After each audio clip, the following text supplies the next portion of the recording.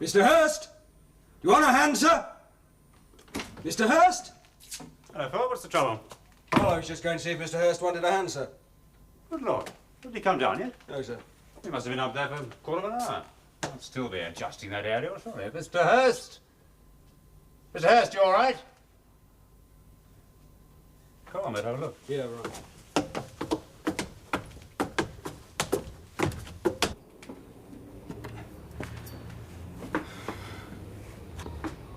That's the power in the chimney stack, Mr. Hurst. My God, sir. Look, down there.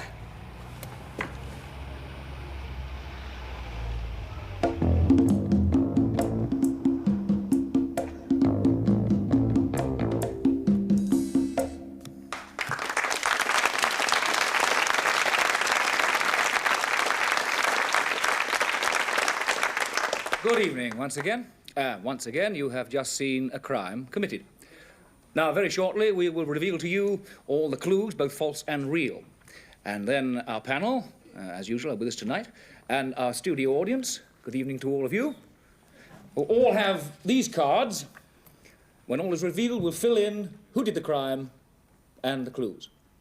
Meanwhile, let me introduce you to our panel for this evening. First of all, we have an actor who is on a short term of release from Dock Green. He's been up to his neck in crime for many, many years. Actor Peter Byrne.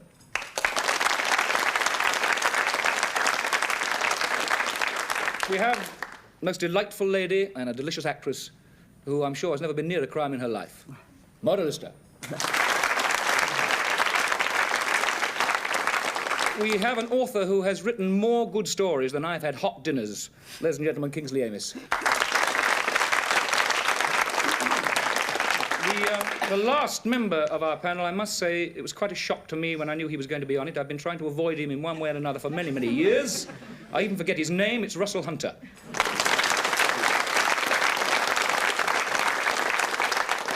Just tell me something, mate. Where have you been for the last year? Were you addressing me, sir? I was. Oh, right. For the last year, Been inside, have you? I have been employed in the service of Her Majesty. Yeah, well, what would you expect? Fancy having him on a panel to investigate a crime. Ladies and gentlemen, without more ado, let's take you back to the scene of the crime. I'm sorry to have to ask you all these questions, Mrs. Hurst. I must just get the facts. Such a dreadful accident. And all because he was trying to fix an aerial and... No, you were on the top floor when it happened. Yes, I was in the living room with Mr. Rushworth. That's you, the company sales manager, yeah. Did we see you hear anything, shout anything like that? Nothing. We were just up there talking. Now, the rest of the building below the top floor is the company's office and workshops. Do the employees see anything, or are they all gone home? No, they all go off at 6, and of course this didn't happen till after 7. Excuse me, sir, the ambulance. Yeah. Would you go upstairs, Mrs. Hurst? I'll come and talk to you up there. Would you like to...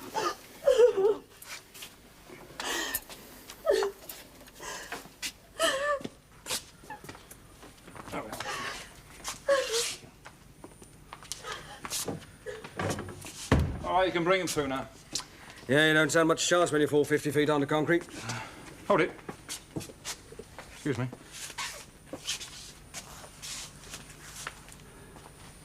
There's grass on his shoe. It's probably from the lawn. It was cut this morning. Oh.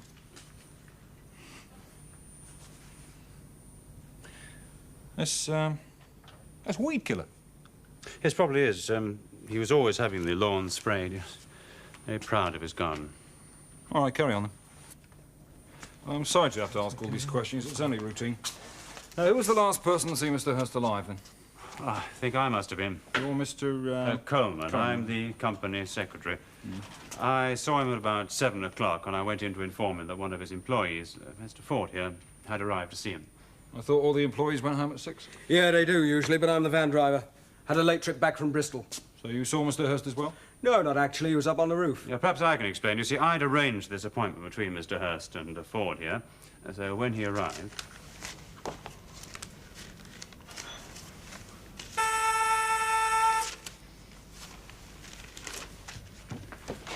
Is that you, Ford? Yes, Mr. Coleman. Just wait there for a moment, will you? I'll tell Mr. Hurst you're here. Right, sir.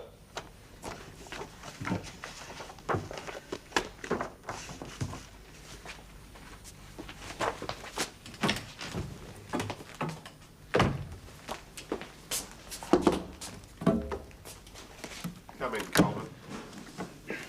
Ford's here, sir. I'll see him in my office. Sir. And perhaps we can get to the bottom of this mystery of the missing plastic sheets. I'm afraid it looks very much as if it's the old dodge, sir. You know, loading on a few extra sheets when no one's looking and then selling them off on the side after. You certainly took your time finding out about the discrepancy. Your usual incompetence. Which reminds me. Did you get onto the TV people about the aerial? Oh, no, sir, I'm sorry, I've forgotten. When I sell out to Bell's Plastics, I shan't recommend they take you on, Coleman. But, sir, I've got all the figures. So have I, and I know your job better than you do. Darling. Yeah? Coleman's forgotten to get the aerial fixed. I'm afraid there's no TV tonight. Oh. Well, couldn't you fix it, darling? I mean, you've done it before, and there's such a good film on later. All right. As soon as I've spoken to Ford, I'll see to it. Now, I think you'll find all the papers relating to the case right here, sir. Good.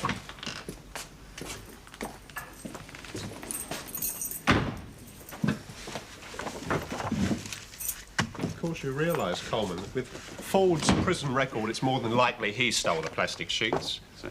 Now, let's compare the orders with the loading bay dockets. Loading bay dockets. They'll be in the file. You're supposed to have gotten them out! How long's it going to take you? Well, 5 minutes at the most, sir. While you're doing your job properly, I'll go up and fix that blasted aerial, and when I come back, I want all the facts and figures on my desk. Yes, sir. I'll tell Ford to be waiting right here, sir, till you come back down. Eh?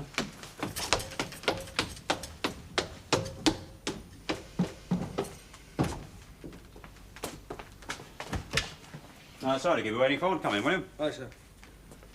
Just wait over there, will you? I've got a bit of work to do in the office first. Oh, Mr. Hurst won't be very long. He's up on the roof adjusting the television aerial.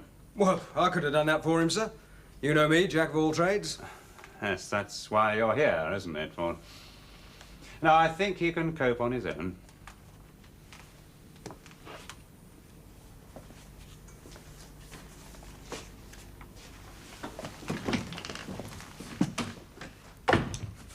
Well, I found the papers I was looking for, waited for a quarter of an hour, and then went up on the roof to find him with Ford here. I see.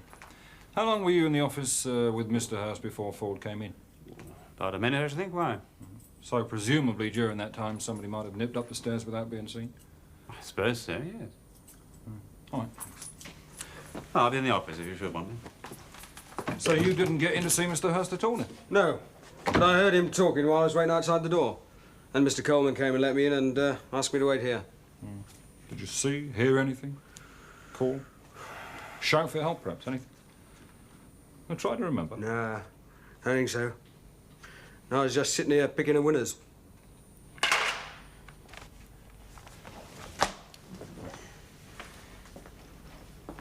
Would you like another drink, Mike?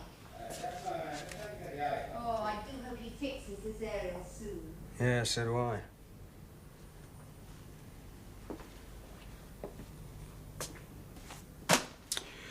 So I waited a bit longer. Then I thought I'd go upstairs, see if I could help Mr. Hurst. Mr. Coleman came out of the office. We went up together. Thought at first he was behind the chimney stack, but then I saw his body. You sure nobody else was up there? Well, how could there be? We'd have seen him. Did you look behind the chimney stack? No. Yeah, you don't think someone pushed him, do you? I'm just making inquiries, aren't I? You should be quite used to those by now. It's not exactly your first brush with the law, this, is it? You've done a bit of time, haven't you? What was it for? Hey? Come on, it's going to come out. Well, I did a bit of begging with violence when I was a bit younger. But murder... Who said anything about murder? Listen, I know you lot. You're onto something, aren't you? Oh, we'll see, won't we? Tell me something. Now that the governor's out of the way, who's likely to benefit round here? Well, I suppose Mrs. Hurst. She'd get the firm. And Mr. Rushworth, the sales manager, wouldn't exactly be demoted if she was in charge, if you see what I mean. Well, everybody in the firm knew about it. Except presumably Mr. Hurst. That could be a reason for wanting him out of the way. But then so could the threat of going back inside for stealing. Suspicion of stealing, Sergeant.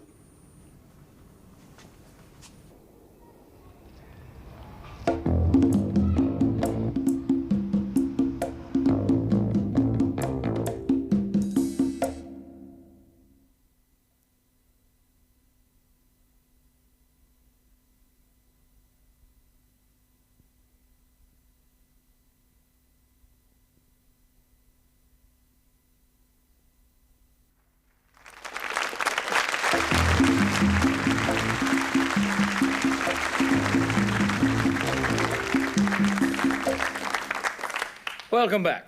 We have the rest of the story to come, but for those of you who just arrived, put your feet up. Here's the story so far. Mr. Hurst, managing director of Hurst's Plastics, has fallen to his death. Now, Sergeant Powell is worried about one or two points, such as the smell of weed killer and some cut grass on only one of the dead man's shoes. Mrs. Hurst, the widow, is naturally very distraught, and she is being comforted there by Mr. Rushworth, the company sales manager. Mr. Ford there is one of the van drivers. Now, he is under suspicion of stealing plastic sheets, and when he arrived for his interview, Mr. Hurst was very conveniently on the roof. Mr. Coleman, the company secretary, was working in Mr. Hurst's office, and if Ford's story is true, Mr. Coleman could not have got onto the roof without passing him. So, let's continue with the story.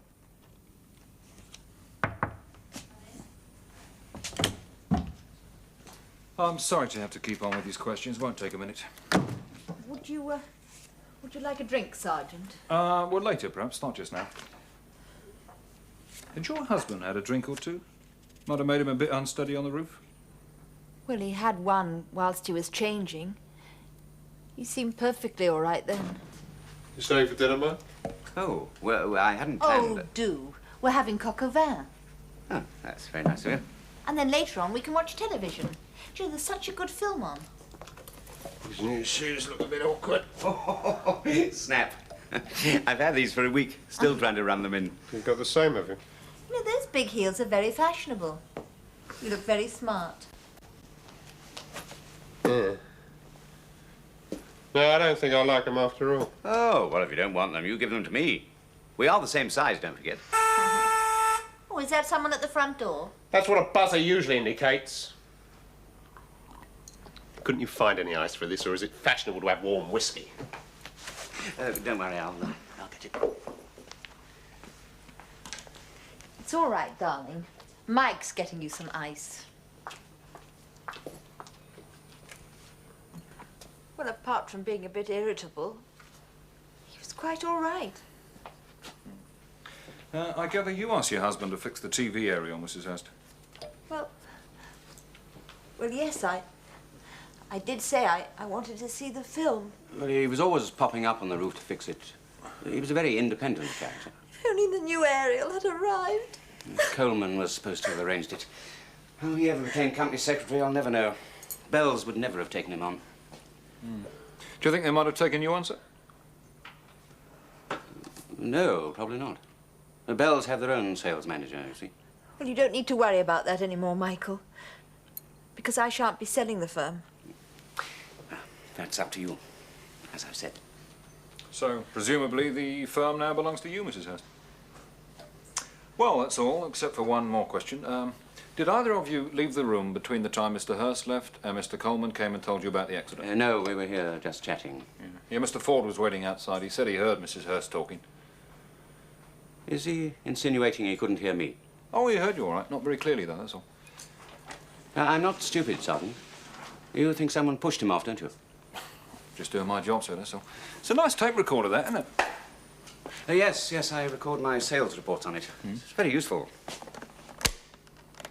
To supply and deliver 20 8x6 sheets of reinforced plastic for the Medway. Would you just let it keep running a minute?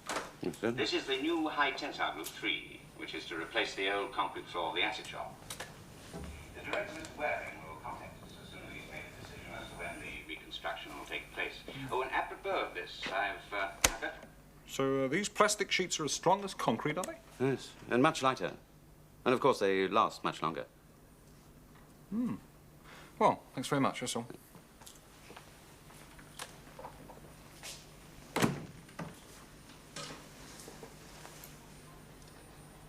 So am I right, Mr. Coleman? Then you were sorting out some papers for Mr. Hurst in here. Yeah, that's correct. Mr. Ford was sitting outside. He claims to have heard something falling. He thought it came from in here.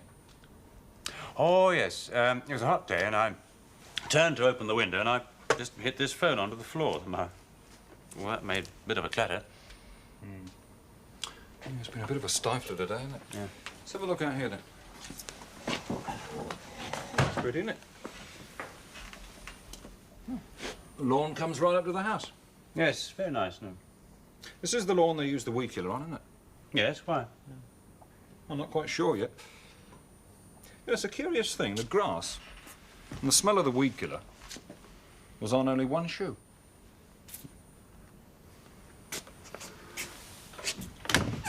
Oh, needs a bit of oil, that. Oh, the fire escape, ain't it?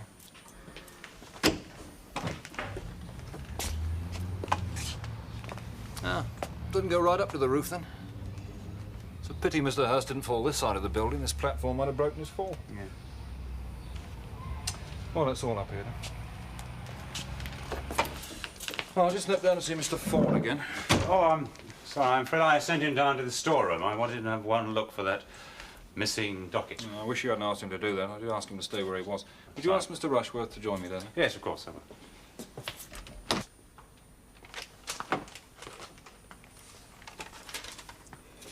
Phone what you're looking for? Hey? What? Well, no, I'm not looking for nothing. Well, in that case, you won't mind if I have a look, will you? These are yours, are they? No, they're store managers. Well, he's not here, unfortunately. No, 06128, 06129, 06130, 3133, and 34. Where's 32? Well, I don't know, do I? It's missing. Well, probably got mislaid or something. Unless somebody ripped it out, put in what they wanted to, and flogged a few plastic sheets on the side. Here, are you accusing me? What time did you get back from Bristol this evening? Oh, about 7:15, I suppose. I parked the van and went up to see Mr. Hurst. Where did you park the van? Well, just outside the stores. Look, I'll show you on a map. I sort of came along here, realised everyone had gone home, so I brought the van right round here. Parked right outside the stores, and that's the way up to Mr. Hurst's. And where do you normally park it? Well, I usually park it round the front with the other vans, you see. Patch number 7, that's mine. Well, then, Yeah. it's interesting. It's the exact spot where the body was found.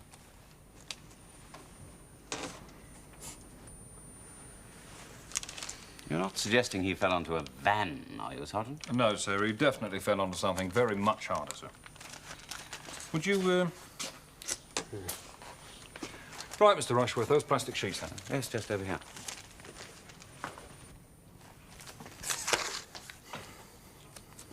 You were right, they are quite light, aren't they? Oh, yes, yes. That's half their selling point. And the other half was their strength. That's right. Baskets everywhere. Would you care to buy a couple, Sergeant? No, thanks. If one of your drivers went to, say, Bristol, for instance, would there be any way of checking what time he left there? Oh, yes. As long as you knew who he was delivering to. Fine. So then, it appears that Mr. Hurst went up onto the roof and he fell to the ground, here. The only trouble is, he was pushed.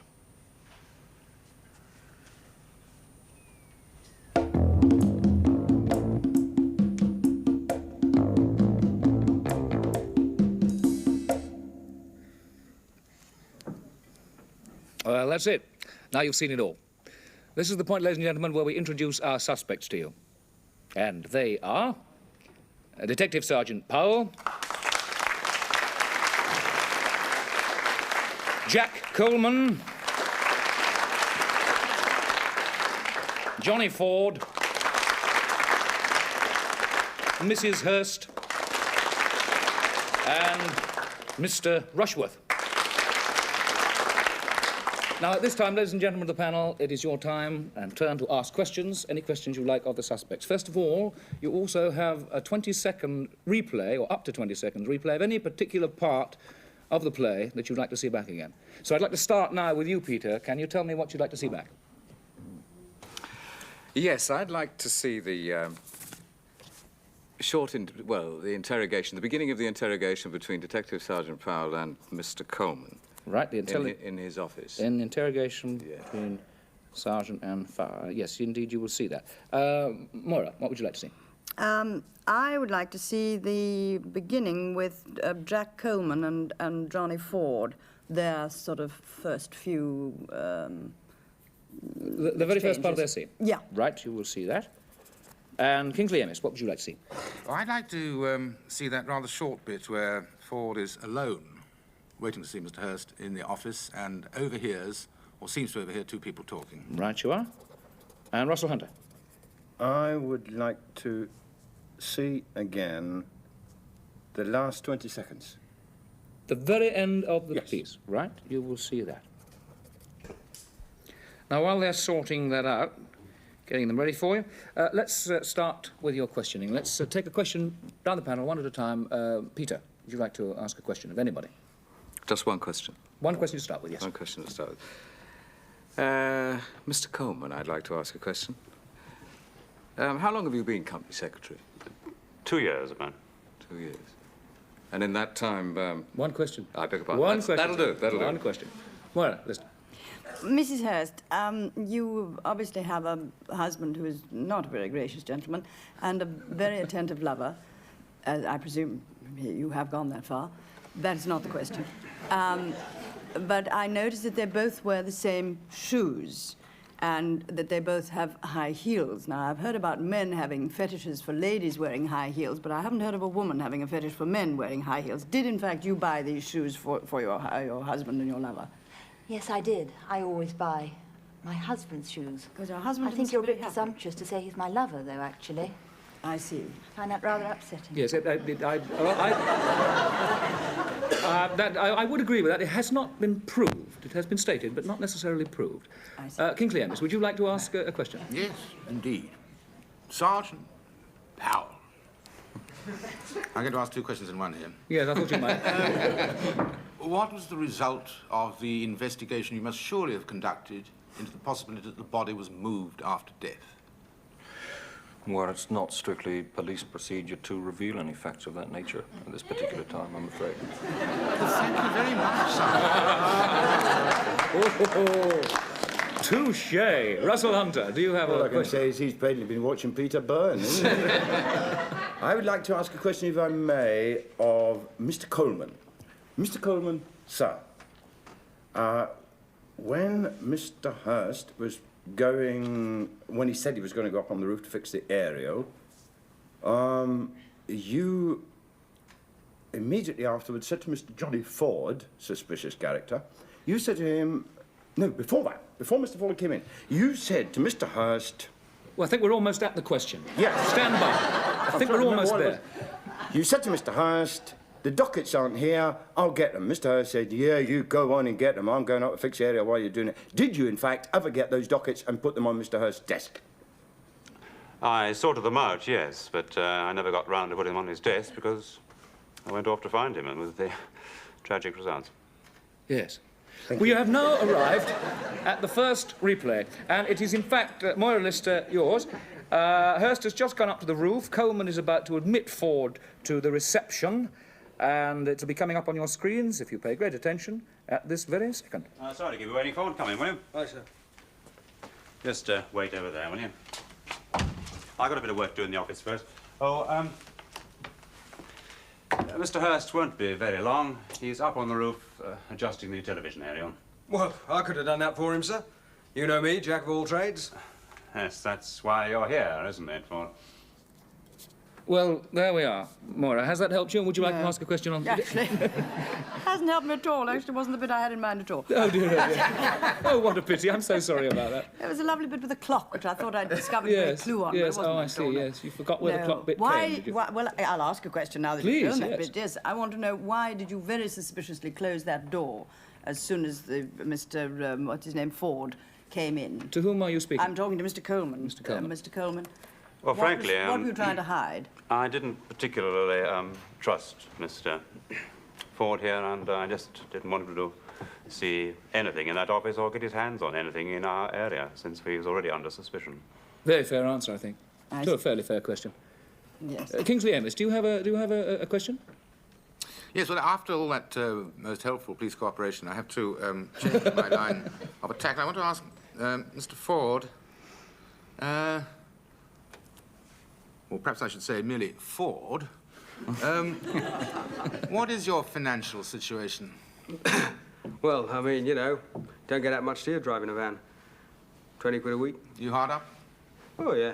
Always am. So if somebody slipped you a few quid to keep quiet about something, you might accept and do as they ask. I do think, Mr. Amis, that, if I may say so, that that is a leading question. You know, I mean, you can't really get him to trap himself in that way. I apologise, my lord. No, please carry on. First time I've been called my lord, it's nice. I like the sound. We now have the second playback. It is, in fact, Kingsley Amis, yours. Ford waiting alone outside in the reception area, and he's listening at the door. Oh, here it is now. Would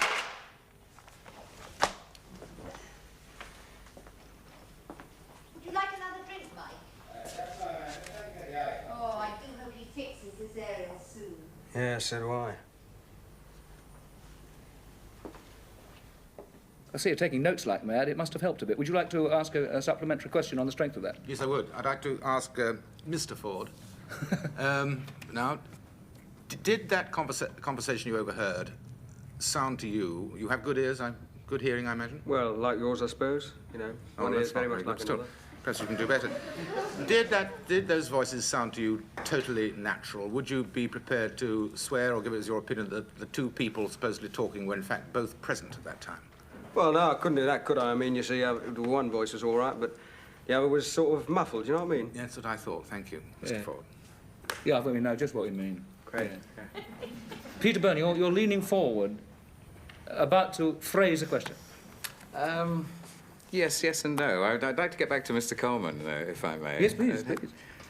You say you've been company secretary for 2 years. Yes, with this company. Yes. Could you just very, very briefly tell us what those duties entail?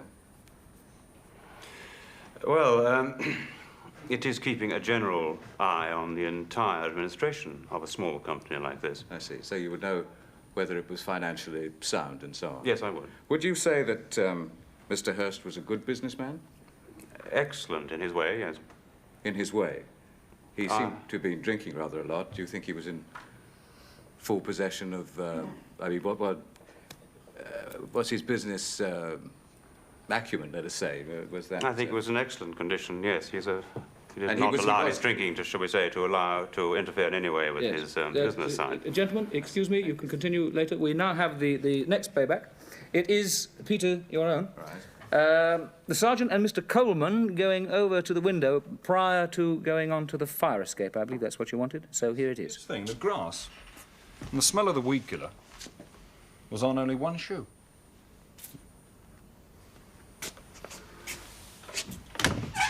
Oh, it's a bit of oil, that. Oh, the fire escape, ain't it?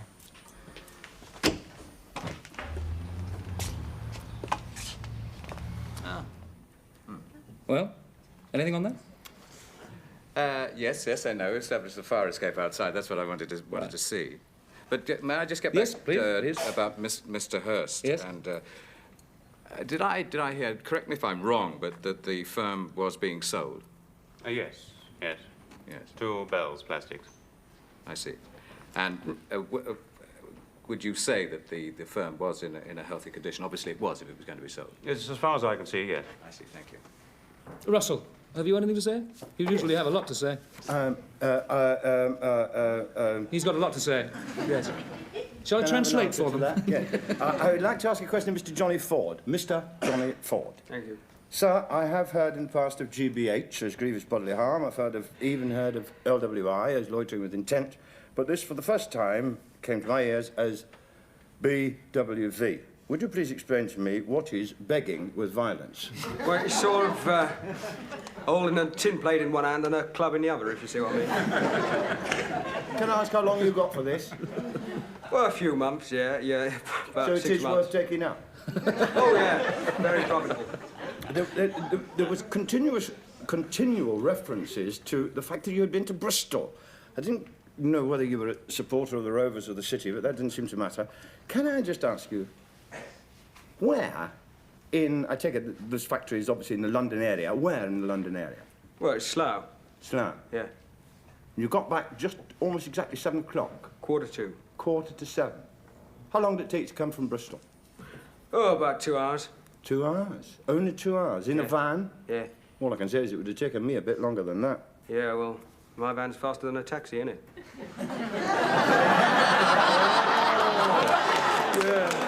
I'll tell you something for nothing. Anything's faster than his taxi. Pleasure. We've got the final playback, and Russell, it's your very own. It is the very end of the play, which the scene takes place in the storeroom. It's the marking of the map area, just around there. So then, it appears that Mr. Hurst went up onto the roof, and he fell to the ground here. The only trouble is, he was pushed.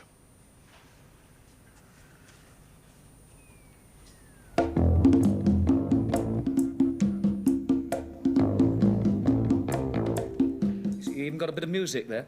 We've got to cut you very short now. It's got about 10 seconds more questions. So one question. Anybody? Yes, can I ask a question of Mrs. Hurst? Mrs. Hurst stated that the plastics factory, or whatever it was now hers. How did she know that she would get it in her husband's will? How did she know he'd even made a will? Well, I do know that he made a will. I mean, we've both made wills. I think it's a bit mean to go on about a will Mrs. Hurst, when please, you've just I died, beg you. don't Mrs. you? Hurst, please, dear, don't get upset at this point. Please, calm her down, if you would. Ladies and gentlemen, that's all we have time for at this particular moment, the questions. I want the panel and the audience now, to studio audience anyway, to fill in these cards. Who done it? And as many clues you can possibly spot. We'll be back very shortly with the answer to who done it. I hope those of you at home will hurry up and make up your minds. We'll be back soon. See you then.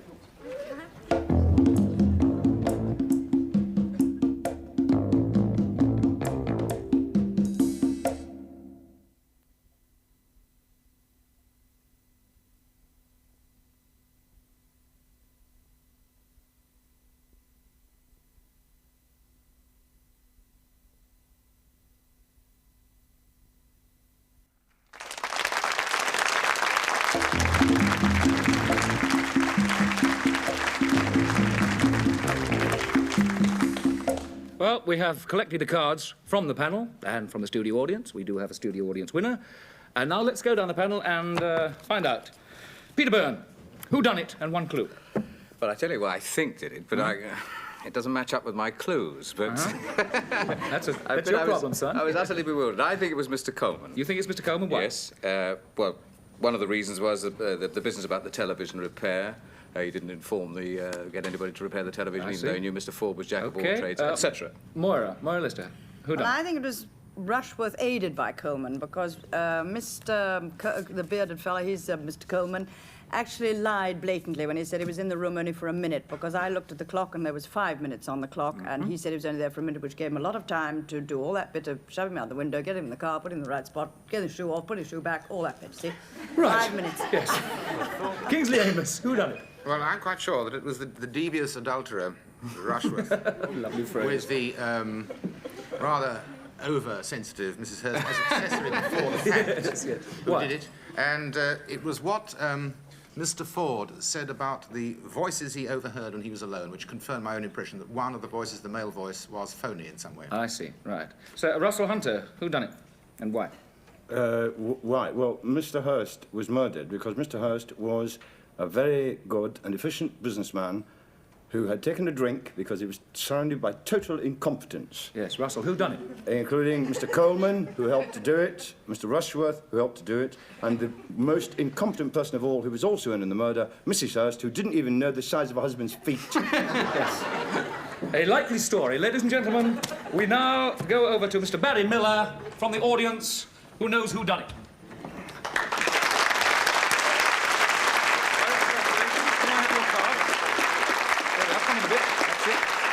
Yes, you've got the right person, and you've got 1, 2, 3, 4, 5, 6 clues. Very, very good. We have here a selection from the pieces from the play. You can choose one of any of them. There's the mower there, there's the tape recorder, typewriter, watch. We've even got some weed killer. I don't know if you find that useful. No. What would you like? I think the tape recorder. The tape recorder, sir, is yours. With pleasure, and our congratulations. Thank you very much. Bye-bye.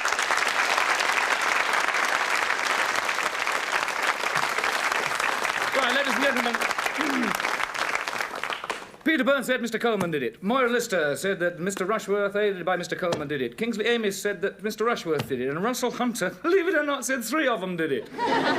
You're really trying to cover yourself there, Russ. Will the real criminal please stand up?